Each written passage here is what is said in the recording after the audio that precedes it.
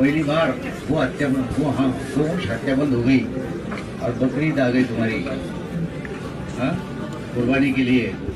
ये 2-4 जने मेरे पास आए, ये भी था, बोले साहब ये क्या लिया सरकार ने, क्या क्या तुम्हारे को क्या किया, अब हमने क्या खाना, और क्या हुआ, वो काटने देते नहीं, जब तक रावसाहेब दानवे है बंद नहीं होगा तुम्हारा।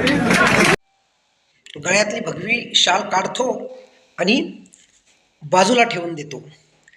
याच पद्धतीने एका पक्षाने हिंदुत्व असं उचललंय आणि बाजूला ठेवून दिलंय। गाय म्हणत नाही आपण, गोमाता म्हणतो। आणि काही लोक अशी विधानं करतायत तर त्यांना थोडीफार काहीतरी वाटली पाहिजे। वयाने मोठे आहेत म्हणून शब्दावर कंट्रोल आहे, नाहीतर मी बोललो असतो। फडणवीस साहेब आणि मोगली साहेब यांना माझं सांगणं आहे की तुमच्या खालच्या नेत्यांना आवरा।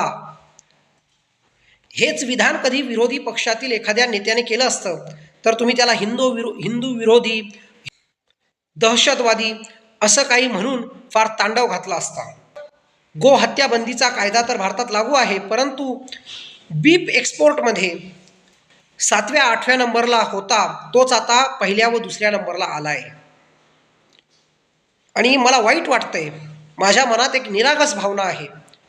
त्या मुलांविषयी जे 16-17 वर्षाचे असतात, 20-21 वर्षाचे असतात आणि गोमाता रक्षणासाठी स्वतःचा प्राण देखील द्यायला मागे पुढे बघत नाही।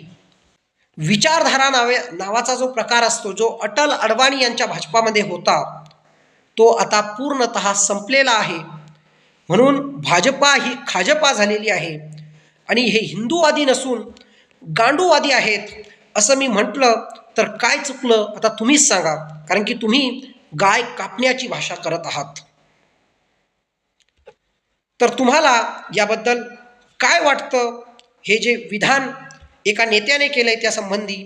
तर एवढंच बोलतो आणि थांबतो। आणि पुन्हा एक गोष्ट लक्षात आणून द्यायची झाल्यास, अंबादास दानवे यांनी देखील यावर कुठेतरी मुद्दा उपस्थित केला आहे आणि वातावरण पेटून दिलं आहे।